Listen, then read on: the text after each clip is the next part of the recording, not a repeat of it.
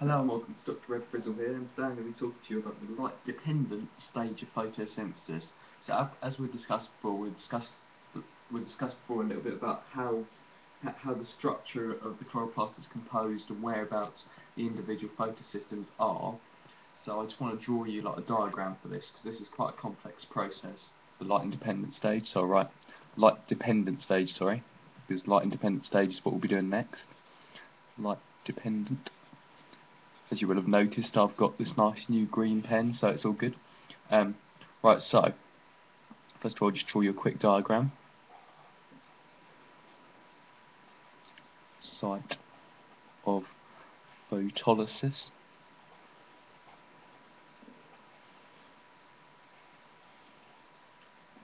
Photosystem 2. Photosystem 1. Up here you have your stroma. And down here you have your thylakoid space.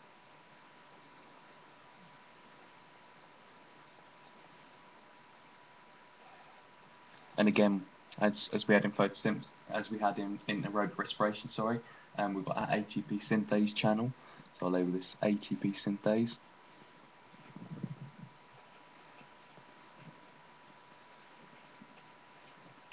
Right, okay, so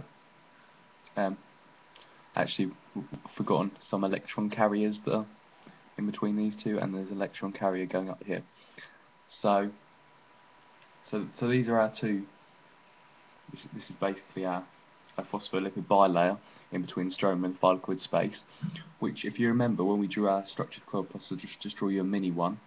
There's a double membrane to start off with. There's these stacks of thylakoids, which are known as granum, or grana is the plural, and these are linked together by these things called lamellae. So basically, photosystem 2 is in the stacks of grana lamellae, so it's called granule lamellae because it's in the granum. So it's basically these little bits in between here. Whereas photosystem 1 is further along, so it's in this sort of intergranule lamellae. Just so you know where this sort of is happening, it's basically an enlarged version of these sort of bridges across in between these two stacks. Okay. Right. So that sort of clears up where this is taking place. Now you need to know what actual reactions are involved. We know sort of roughly the environment now. So first of all, I'd like to talk to you a little bit about how this whole idea of photolysis actually happens, because we've said that this is the site of photolysis. What does this actually mean? Well, if you have water can be split using the energy from light into 4 protons or H+ ions and 4 negative electrons and 2 oxygen, I believe. Oh no, 1 oxygen, sorry, that's a mistake. Because 1 oxygen, because there's 2 oxygens there. These are 2 oxygens there, so there's 2 oxygens there, which you should know if you've done some GCSE balancing equations of chemistry. That should be sort of quite basic knowledge to you, how to balance equations. Right, okay, so the next thing is, what do these electron carriers have in them? All you need to really know about the structure of an electron carrier is that it has an iron atom in it. Okay? Right, so when light comes along, so this is like a ray of light, it hits photosystem 2, which the energy from that is used to split this water into these particular products. Now, where does this oxygen go? This oxygen goes, diffuses into stomata. So that can diffuse into the stomata, or where it's used for various processes. Oxygen is basically a byproduct of photosynthesis. So basically, this is given out, and this can be used for aerobic respiration. As we discussed the process of aerobic respiration before. And you also got electrons and protons. So now I'm going to discuss to you a little bit about how these protons and electrons get transported to the ATP synthase enzyme in order to synthesize ATP, as you wouldn't be surprised to hear probably. So first of all, in here we have our, what does I say, 4H+. So this 4H plus, it is like assuming we have two waters. Obviously, if we have one water, there'll still be half, so it'll be two H pluses in that circumstance. These move along in the in the thylakoid space, sorry, and they move along this ATP synthase enzyme, and they provide the force in order to join the ADP and PI. As shouldn't be news to you, but if you've watched my oxidative phosphorylation video, this should make sense of what's going on in here. Okay, so your ADP, adenosine diphosphate, is joined with inorganic phosphate in order to form your adenosine triphosphate. That if you add two phosphates and one phosphate, you get three phosphates, so it's tri, and tri means three. Okay, so that's basically how these H plus ions are moved. Now, you may be surprised to hear that there's actually two H pluses, like per water this is. So I've written down here the byproducts of two water, so just for that sort of sake, let's say there's four H pluses up here. What these do is they'll move via this electron carrier down here,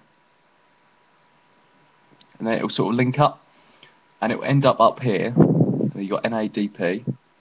Now you may be wondering, well, where does this H plus come from? It's in the stroma. Well, in the stroma, I might have said this before, but this is where the light independent stage happens. I'll just write Li for now. And my next video will be on the light independent stage of photosynthesis, just so you know how that sort of happens. The other thing is there's obviously electrons that form down here. These electrons, obviously they need to use the electron carriers to move around. So then what they'll do is they'll come from here. They need to be passed through here, through photosystem 1, and that's basically what happens. So they move in between these. Sorry, they don't go down here because this is the ATP synthase channel, which only allows through hydrogen. So they actually go through here, the electrons, and up through this electron carrier up here, straight to your ATP synthase enzyme. So why is this the case? Why do you need electrons and protons to end up here? Well, up here, NAD is formed, reduced NAD is formed. NADP is used to form reduced NADP. Now, I said NAD because in aerobic respiration, there's a coenzyme called NAD. This is quite similar, apart from the P stands for phosphate, so it basically just has an extra phosphate bonded onto it. Okay, so why does NADP need hydrogen and electrons to reduce it? Because from your knowledge you'll probably know that hydrogen can reduce NADP.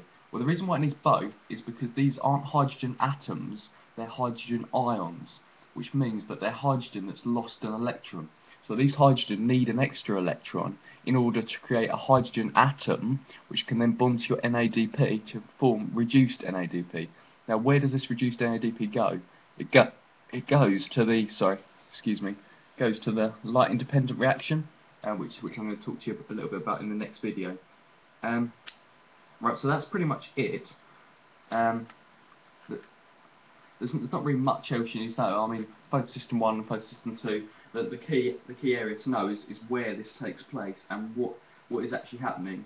The other thing you might want to know a little bit about is the photons of light and sort of how they're and sort of how the light travels. So light you can think of as travelling as a particle, but it possesses it. Like, you might not know this unless you do physics. So I don't want to go into too much physics of this because this is biology. But the point is, light can travel in packets known as photons, and this is generally the accepted way that it travels. So basically, these photons sort of carry the energy, and this provides the energy to split this water up. Okay, so I'm just going to write a photon on this ray of light, just because that's a bit of extra detail that you may well need to know. There isn't really much else to talk about on this. So goodbye, and I'll see you in the next video on light independent reaction. Many thanks for watching.